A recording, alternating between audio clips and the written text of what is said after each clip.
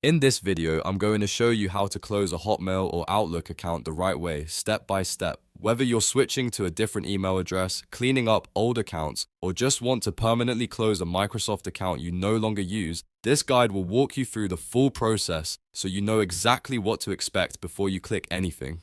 And just a quick heads up, this doesn't only close your email address, it closes your entire Microsoft account, which can include services like OneDrive, Xbox, and other Microsoft products tied to that login. So if this video helps, make sure to hit the like button and subscribe for more simple tech tutorials. Alright, let's get into it. First, open your browser and sign in to the Microsoft account closure page using the Hotmail or Outlook account you want to close.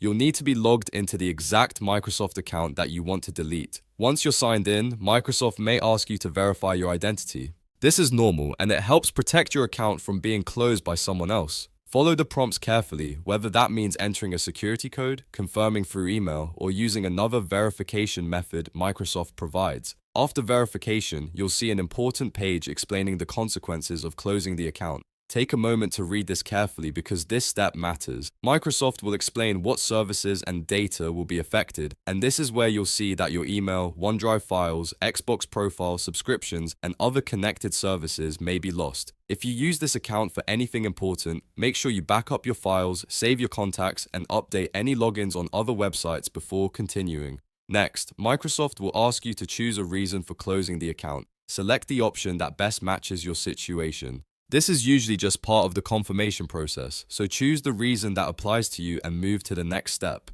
Once you've reviewed everything and you're sure you want to continue, click Mark Account for Closure.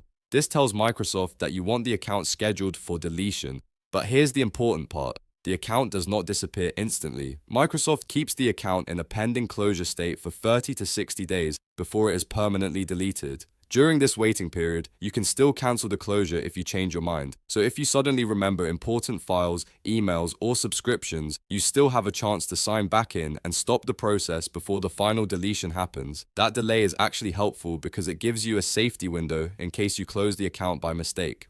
Once the waiting period ends, the account is permanently removed. So again, make sure everything you need is backed up before you start. And if you're only trying to stop using Outlook email but not your full Microsoft account, keep in mind that this process is for closing the entire account, not just one inbox. That means it affects everything connected to that Microsoft profile. To recap, sign in to the Microsoft closure page, verify your identity, review the consequences, choose your reason, and click Mark Account for Closure. Then remember that you have a 30 to 60-day window to cancel if needed before permanent deletion. If this tutorial helped, please give it a like and subscribe for more step-by-step tech videos just like this. Thanks for watching, and I'll see you in the next one.